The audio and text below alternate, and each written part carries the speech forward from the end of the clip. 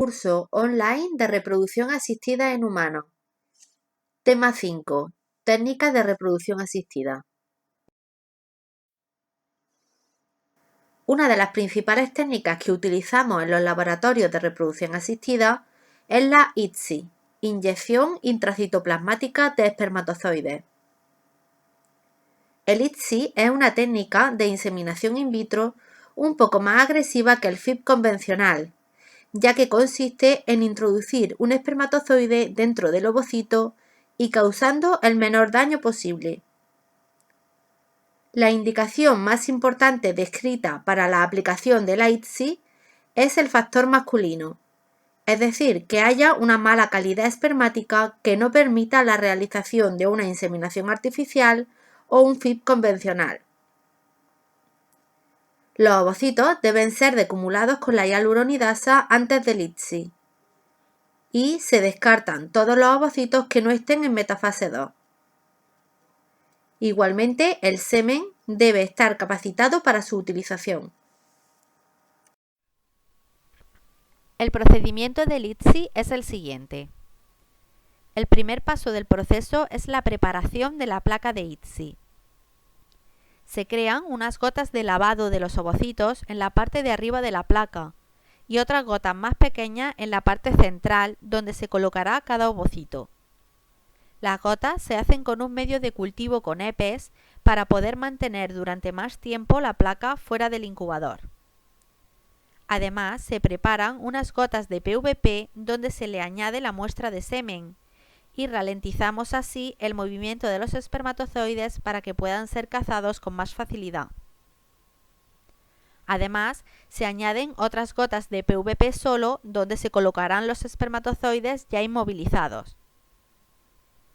Todas estas gotas se cubren con 10 ml de aceite mineral gaseado.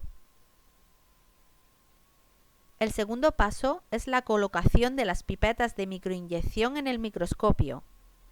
Por un lado se coloca la pipeta de ICSI para coger al espermatozoide y hacer la microinyección en el interior del ovocito, y por otro lado la pipeta de holding para sujetar al ovocito y que no se mueva durante la microinyección.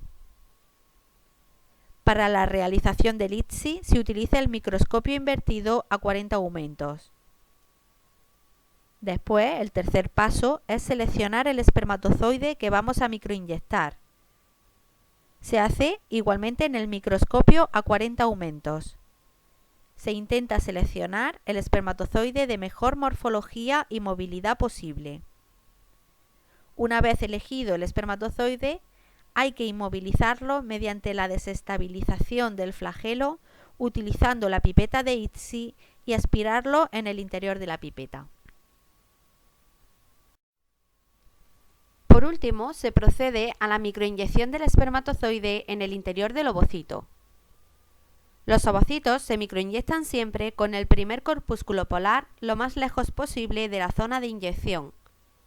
Normalmente se coloca el primer corpúsculo polar en posición horaria de las 12, para intentar no atravesar el huso meiótico, que es donde están agrupados los cromosomas. La pipeta de microinyección presiona sobre la zona pelúcida del ovocito, deformándola hasta que se rompe. La presión ejercida con la pipeta continúa, pero esta vez sobre la membrana vitelina, hasta su rotura. Ya en el interior citoplasmático se procede al aspirado del citoplasma y expulsión del espermatozoide y el contenido citoplasmático aspirado. Finalmente se retira la pipeta poco a poco, dejando el espermatozoide en el citoplasma.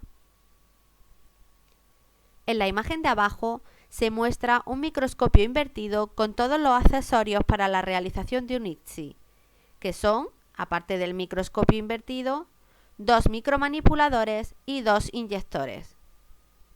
Los micromanipuladores se colocan uno a la derecha del embriólogo para la pipeta de microinyección del espermatozoide y otro a la izquierda del embriólogo para la pipeta de sujeción del ovocito, la pipeta de holding. Ambos micromanipuladores pueden desplazarse en las direcciones de los ejes X, Y y Z. Durante la realización de un ICSI, También apuntamos la posición donde se deposita el espermatozoide. Como ya hemos mencionado antes, durante el ICSI, el ovocito se suele colocar con el corpúsculo polar a las 12 horarias, pero también se puede colocar a las 6.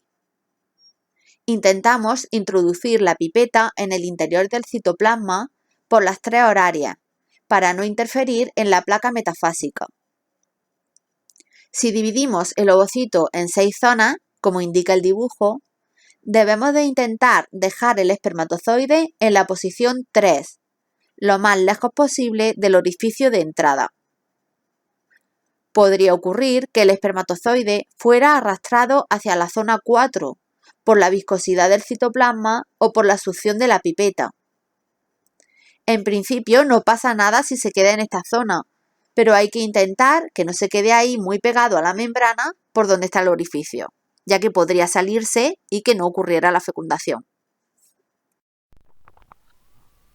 Durante la realización de un ICSI hay que anotar el tipo de ruptura que ha tenido la membrana plasmática del ovocito al penetrar con la pipeta de ICSI. Existen varios tipos de ruptura. Primero, intentaremos romper la membrana plasmática por presión. Sería el tipo SS. Consiste en no hacer presión ni formar cono sobre la membrana. Esta se rompe y se desliza a los lados de la pipeta de inyección. Este tipo de ruptura suele darse en ovocitos de mala calidad que tienden a degenerar. Si no se consigue romper la membrana del ovocito por presión, se intenta por aspiración.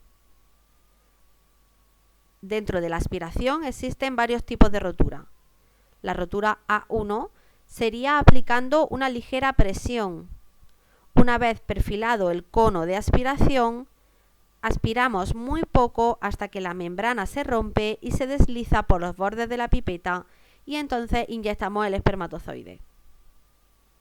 El tipo de rotura A2 es cuando se aplica presión sobre la membrana y se aspira el citoplasma hacia el interior de la pipeta. En este caso, la ruptura de la membrana se consigue antes de que el citoplasma aspirado dentro de la pipeta llegue a la altura de la zona pelúcida. El tipo de ruptura A3 es cuando se aplica bastante presión sobre la membrana plasmática y se aspira el citoplasma, y la ruptura de la membrana se consigue después de que el citoplasma aspirado llegue a la altura de la zona pelúcida. Por último, hay otro tipo de técnica alternativa de ruptura de la membrana, que es el stirring, en el cual, si no se ha conseguido romper la membrana plasmática por presión, después de haberse introducido la pipeta de ICSI profundamente en el ovocito y haber aspirado, se saca la pipeta y se vuelve a presionar unas micras por debajo del primer sitio, hasta que se consigue romper la membrana.